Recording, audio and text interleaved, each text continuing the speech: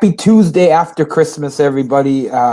It's Fantasy Wizards on Public House Media. Scott Wisniewski, Robert Gardner, hoping you had a great holiday season, hoping you had a great championship week. We know some people play Week 17 championships. We'll try to set you up with some things that might help you with that as well, both today and on Thursday. But first up, what was your holiday? It was a great holiday. Got to spend some extra time with my son. Got to watch him open all of his presents. Rough fantasy weekend, but a good weekend otherwise. It's funny you mention that, and I want to lead off by telling everybody that my least favorite player in the NFL is Todd Gurley. And I'm going to tell you a little bit why, and I know you got a story you'd like to share as well. So I played in 7 leagues this year, and 6 of them I made the playoffs. 6 of them I made it to the semifinals. Last week, 2 of my teams lost, and they were directly impacted by Todd Gurley. But 4 teams moved on to the championship. This week, I went 1-3 in those championship games, and the common denominator in all 3 of those losses was, again, Todd Gurley. So essentially, I went 0-5 in the last 2 weeks against Todd Gurley. And in each one of those 5 instances, it was directly the difference between what Todd Gurley scored against my number 1 running back. Okay, so he was the direct impact on my loss. They were all losses of anywhere from 2 to 14 points over the course. Wow. The other stat that I find interesting is, including the league I didn't make the playoffs in, Todd Gurley found himself on 6 out of 7 championship teams. So Todd Gurley and his late season explosion was fruitful for owners of Todd Gurley, as I mentioned, in the 7 leagues that I play that aren't free leagues, that are actually big-time leagues. Todd was on 6 out of 7 championship teams. The only exception was the 1 championship I won. I didn't have to play Todd Gurley in the postseason. And I know you had run into the Todd Gurley buzzsaw as well. Oh, it wasn't just Todd Gurley this weekend. It was the combination of Todd Gurley and Melvin Gordon at running back. Sure. And, I mean, it's hard to overcome when your opponent puts 60 points up just at the running back position. Mm-hmm. And then you get a stinker from Nick Foles. So that was my championship weekend. I had another guess. One of my losses to Todd Gurley, I actually would have won if Nick Foles had performed even half of what he did the week before, but he didn't, and I lost. So anyway, I have a championship, but boy, it could have been so much more. And while I appreciate that one, I'm going to lament the time. So I feel like next year already, I'm going to have to, just to make sure it never happens to me again, do whatever I can to have to try to draft Todd. By the way, will clearly be a top 2 pick next year. I think no doubt about that. Oh, absolutely. I think heading into next year's fantasy draft, as I'm mentally preparing for it now, is, your top 3 on the board have to be David Johnson, Le'Veon Bell, Todd Gurley. Yep. I mean, no questions asked. So, and I think, the only reason I say he's a top 2, because some people might wait till 3 to grab Johnson just to see how he's recovered. Yeah, but those 3 are definitely guys you're going to want to own. And yet, because of this bad season Gurley had in 2016, 2 of the teams I faced along the way in the postseason had both Gurley and Bell on it. I guarantee that doesn't happen next year, unless there's some trades that happen that shouldn't happen in your league. I guarantee you Gurley and Bell won't be on the same team next year. So, enough about that. We're going to talk about some of the things that went well for players this week and some that didn't. But I want to talk a little about, for those of you who play Week 17 championships, and how the NFL playoff picture may or may not impact you this week. Now, normally, there's some teams that have some things locked up and that are set in stone, and they rest players. There's still going to be a little of that, but the good news for you is the way the NFL has scheduled a lot of the games where the seeding and playoff scenarios are all being played at the same time, you might actually see less resting than you've seen in the past. Now, teams like the Packers are a little bit of an exception. They're likely going to rest Jordy Nelson, Richard Rodgers, everybody who got dinged up in that game over the last couple of weeks, including the game Saturday against the Vikings. However, New England and Pittsburgh are still fighting for seeding. They're likely not going to rest people because they want home field advantage. Okay. You might see some resting in Philadelphia. They're the only team that can't move out of the spot they're in. They're the number one seed in the NFC. That will remain. But the Vikings still have to try to hold on to Carolina, so they're still looking for seeding. They want a first-round bye. They're likely to not rest people. Atlanta, Carolina, and New Orleans are still in this hodgepodge of trying to figure out who's going to win that division. They're not going to rest a lot of guys. And Seattle is still fighting for a playoff spot. They're not going to rest anybody. In the AFC, maybe Jacksonville rests. I mentioned that Pittsburgh and New England won't. Baltimore hasn't clinched anything yet. The Chiefs are trying to get a seeding advantage over Jacksonville, so they are likely to not rest anybody. And now that I mentioned that out loud, Jacksonville is likely to not rest anybody except maybe give less carries to Fournette like they did this week. So if you got teams that are in the playoffs, nothing has been solidified. So you are going to be the beneficiary of that. You might not see a lot of players resting, and that might actually help you if you're playing in an archaic Week 17 championship league. No, absolutely. I think this year, unlike we've seen in years past, there's a lot more teams playing with something on the line down the stretch. So I think that bodes well for Week 17 fantasy players. At the same time, though, this is when the cream really rises to the top in the world of fantasy, because now it's all about specific matchups, just like it was last week in Week 16. But now with the little extra sprinkle you have in there of teams potentially resting players, it makes it that much more challenging, and it makes your waiver wire pickups this week that much more important. Another guy, I'll jump ahead a little bit, talk about some key pickups, because we talked about Cole, the wide receiver from Jacksonville. I think Wayne Gallman's a guy to look at. But I'll tell you what, another guy who might be one of the top 5 quarterbacks maybe picked next year might be Jimmy Garoppolo, and he might be a guy that can help you this week. This guy's undefeated as a starter.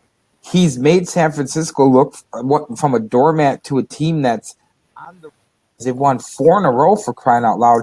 If he's available in any of your leagues, I don't really care what the matchup is. We advise people to not start him because Jacksonville's defense was so good against the pass, and he went off this week. Oh, yeah, absolutely. I was the not only the beneficiary, we'll say, of the Todd Gurley, Melvin Gordon explosion, but Jimmy G ruined my starting defense in the Jaguars this past week. So, as a football fan, I love watching what he's doing, but he ripped my heart out last week as a fantasy owner. It's Fantasy Wizards on a Tuesday after Christmas. He's Robert Gardner.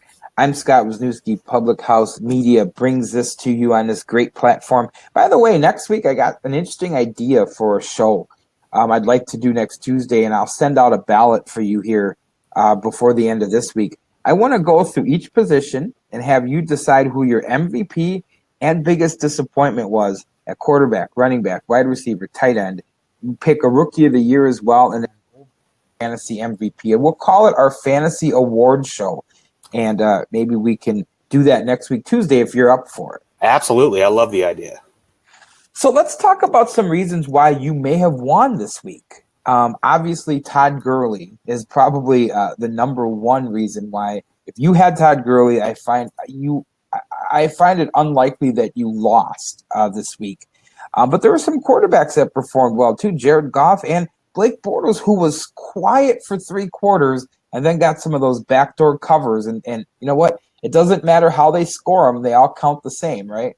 Absolutely, absolutely. And I tell you what, if you would have told me at the beginning of the season that Blake Bortles was going to win you a fantasy championship, I'd have laughed in your face. But here we are, and there's plenty of people out there that's what happened this year.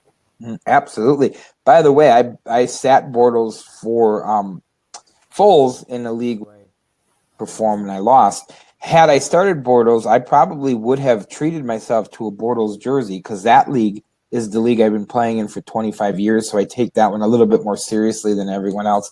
Or if Foles had won me the game, I probably would have searched NFL Shop Zone and tried to find a Nick Foles jersey. Some running backs that might have helped you this week. Deion Lewis had a big game. And, Mike Gillislee scored as well, and we did say it to everybody that he'll get some increased touches and he'd finally be active with Rex Burkhead being out. But, boy, Deion Lewis looked look like a beast. And you know what that means because he's a Bill Belichick player, 5 carries for 12 yards next week. Oh, absolutely. I gave up trying to get a read on how Bill Belichick's going to use his running backs week to week long ago. I mean, it's hard to put any stock in it. Even when Burkhead was doing good, he was still just a week-to-week option because you just never knew what was going on. Absolutely. C.J. Anderson, 2 weeks in a row, we weren't sold on him because he had the one good week after several really mediocre weeks, but 2 in a row, let's talk about it. Miracle. I mean, we're not calling it this week Miracle or Mirage, but would you start him next week if you're looking for a running back or at least an RB2 in one of your leagues? Oh, excuse me.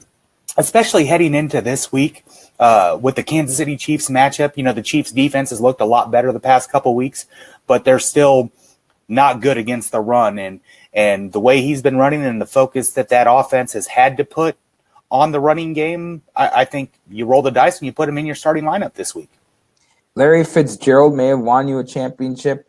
He's had a couple of quiet weeks down the stretch when Blaine Gabbert was in there, but he got Stanton back, who he's got some familiarity with, scored a touchdown, had some key catches, and may have helped you. And the other one, Stephon Diggs, who was really the only touchdown in that game on Saturday night, that snoozer up in Lambeau. Your thoughts on both of these guys going forward? Now, Diggs has a good matchup against the Bears, and Larry Fitzgerald's back to having a quarterback he's comfortable with. Yeah, I think with Larry Fitzgerald, just what I've seen from him time and time again is regardless of who's playing quarterback, the guy's going to catch 7 to 10 passes for anywhere from 75 to 120 yards. And, he's good for a touchdown probably about 50% of the time. I mean, that's just the feel you get when you look at Larry Fitzgerald and when you just see the numbers he's been able to put up through the course of his career. But really this year, really impressive. And Diggs, don't really like the way Keenum's playing quarterback right now, but Diggs has been phenomenal this year when healthy, and I do like the matchup heading into this weekend. Interestingly enough, that was the coldest game that Case Keenum had ever played in, and it showed. Now, that's why they wanted to get home field advantage. Now, they can still get a home game, but they're going to want to try to avoid playing in the cold if you're Minnesota. All the more reason why they're not going to rest anybody against Chicago this upcoming week. So we talked about why you likely won. Here's a couple reasons why you probably lost. And I'm going to start out with Devontae Freeman, who in one of the games this week, I had Devontae Freeman. He was outscored by Todd Gurley 32-0. 0 points. So Freeman scored as many points as I did eating turkey watching the game. So that kind of puts that all in perspective. That's just ugly. I mean, for a team that's battling for a playoff spot in a division championship, you just can't have that. Let alone from a fantasy perspective, just football in general. You can't have that. That Atlanta defense, and they may still make the playoffs, it's going to be them. Very disjointed all year. Julio Jones was very much down with just a few ups. And since we're talking about Freeman, Matt Ryan, another subpar game from a guy who was one of the top 3 or 4 quarterbacks drafted this year in every league I played in. Just another just subpar game. If you counted on him, you probably lost 2 other quarterbacks. Drew Brees, Nick Foles. Nick Foles isn't a superstar. Drew Brees, I've been saying this all year. The arm strength doesn't seem to be there. They've become a run-first team, and he didn't do a whole lot as far as lighting up the scoreboard at the quarterback position. Yeah, I think this year's been really telling about, Drew Brees. Obviously, age is starting to catch up with him. Like you said, doesn't have the same arm strength. But if you just kind of look at just the change that this team has undergone identity-wise this season, I think we're going to head into next year. If Drew Brees is still playing, you'll have plenty of guys draft him on name value. But, for those of us in the know, we're going to stay away from him. Absolutely. Nick Foles, I'm not sure what they're going to do with him this upcoming week in week 17 because they don't have anything to play for per se, but I still think there's some value in him getting some reps, especially with the bye coming up after that. Now, there's been an age-old argument, and the Packers fell into this situation when they were 15-1 a few years ago. Do you rest the guys and then give them essentially 2 weeks off and then expect him to be sharp again, or do you let him play this out, or at least let him play a half? I don't know what the true answer is going to be with Nick Foles, but he's got a favorable matchup on paper against Dallas. What's your gut feel on how much he plays? I think with Foles, you have to play him. You have to play him through the course of the game. He needs the snaps. He needs the game reps. He needs to shake off that bad game because he played really well in his first outing, 4 touchdown passes, looked really sharp on a lot of parts of his game. But this past week, nothing was there for him. And we need to get that out of his mouth if the Eagles are going to be successful in the playoffs at all this season. Case Keenum, another guy. He's got the Bears this week. He's playing at home. Again, rough game. The Packers, had Aaron Rodgers played in that game, Packers actually would have beaten the Vikings, which would have really put the playoff race in a little bit of a turmoil. He didn't. Hundley stunk. Case Keenum wasn't much better. Nice pass to Diggs, but let's go hand in hand because along with that, Adam Thielen didn't do much either, and he's a guy who's been Mr. Consistency. But with Foles not really getting untracked, both of those players likely hurt you if you started them this week. Yeah, the Keenum performance really hurt Thielen this week. I think we'll see Thielen bounce back next week. I might not expect as big a game from Diggs next week because I think you'll look at that Vikings offense and they'll want to feature Thielen a little more to get him back in the groove heading into the playoffs. So I actually like his matchup this weekend a little more than I like Diggs. Let's talk about some running backs that hurt, and we'll kind of jump around, and I'll do this in descending order. So Jamal Williams didn't do a whole lot. I was afraid that the Packers would get down and kind of have to give up on the run. He didn't do much. Kenyon Drake was a guy who I thought was going to really have a chance to go off against the Chiefs. Both those guys struggled this week, and if you were starting them as a flex or even RB2, you were let down, unfortunately.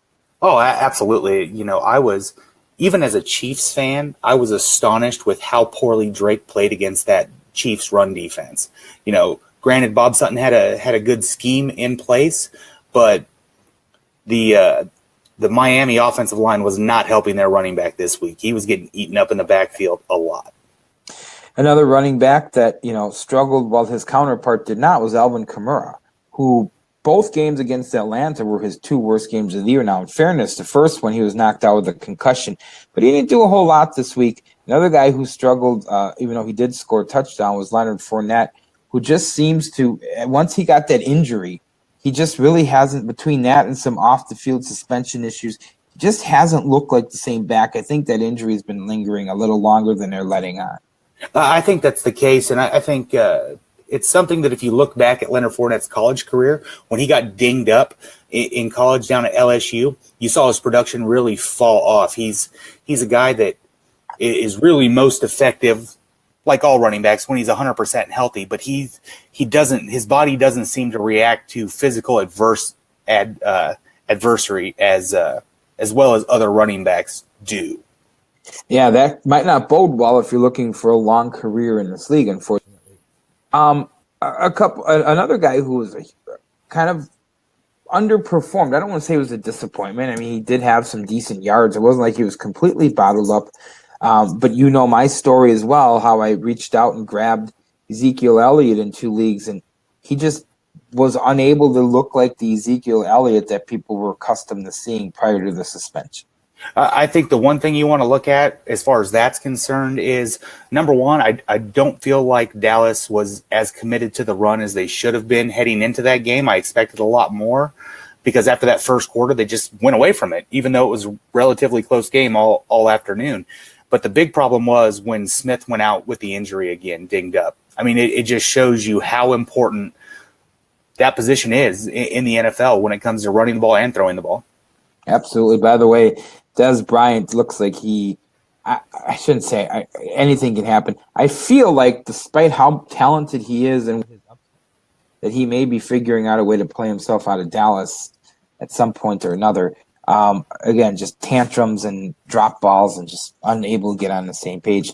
Speaking of receivers not on the same page, another guy who scored as many points as I did on Monday while I was relaxing from a weekend's long of travel and too much food was Michael Crabtree. Oh.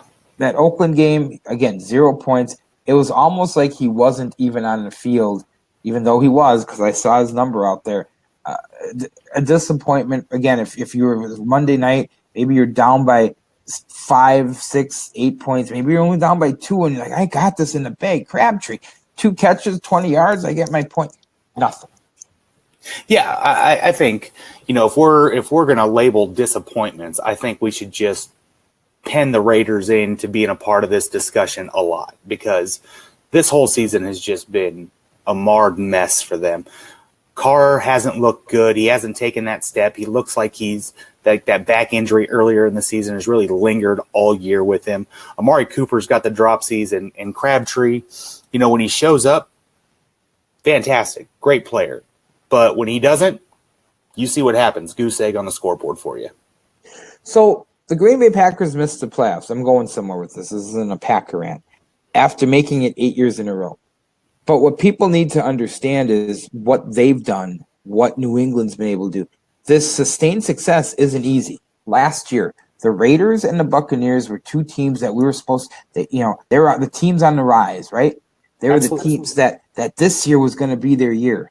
Both of them missed the playoffs. Tampa Bay was abysmal.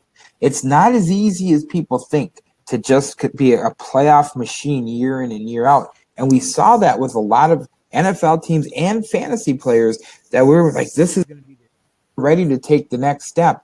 But guess what? The league has film on you. The league stays, they're professionals too. They've got scouting departments too. And Oakland was a key example of a team that really people just expected more out of it. It just never panned out. Oh, yeah, absolutely. I mean, Oakland, like you said, Tampa Bay, the New York Giants. Yeah. Oh, my gosh. Yeah, they were supposed to win that division, right? Hands down. So you just never know. When you look at the injuries from last week, aside from people who are already hurt like Antonio Brown, and it looks like he may even miss if they didn't get a first-round bye, he would have missed some time there. It's a little bit more serious than people thought. The other big one, DeMarco Murray, I don't know how much you're counting on him if you're playing a Week 17 Super Bowl this coming week, but that injury could be one that lingers and knocks him out of Week 17 play for the Titans. Yeah, absolutely. I think DeMarco Murray owners, they've got to be really upset, especially if you're heading into a Week 17 championship. They've been inconsistent with the Murray use. They seem to be committed to him, but the production has just steadily fallen off this year. And I really think it's Derrick Henry's time to put a stamp on that job heading into next season. Yeah, I've been waiting on honestly, I've been waiting on Derrick Henry to be anointed as the guy there for quite a while now. So I think that time is coming and coming fairly quickly. And I think as soon as next year. Now, we'll see. I don't know if he'll ever be that top 5 type guy that people have thought he could be, but he's definitely got a shot to be really, really good. So if you have a Week 17 championship, send us your lineup requests. We'll talk about them on Thursday's show. Next week, we're going to have our awards ceremony. I don't know how much pomp and circumstance there'll be, but it'll certainly be fun, and we can kind of put one this fantasy season. Also want to let you know that some people, and I don't know if you do this, Robert, but I play what they call a fantasy playoff pool. And what it is a friend of mine who runs a fantasy league takes all the teams that make the playoffs, and he makes all of his players eligible, and you draft them. And then you don't play head-to-head games. You do total points. Oh, okay. So there is still a chance, if you know people who do this, to play fantasy even when it's basically like a DraftKings sort of style, right? Where you can. So maybe you're still going to do that. We could talk a little bit about that next week as well. But I'm just looking forward to recapping the fantasy the end of our regular season from a fantasy standpoint. And you might. As you start to delve into some of these numbers to look for your best at some of these positions, some of these guys are going to surprise you, I think, because it happens to me every year too.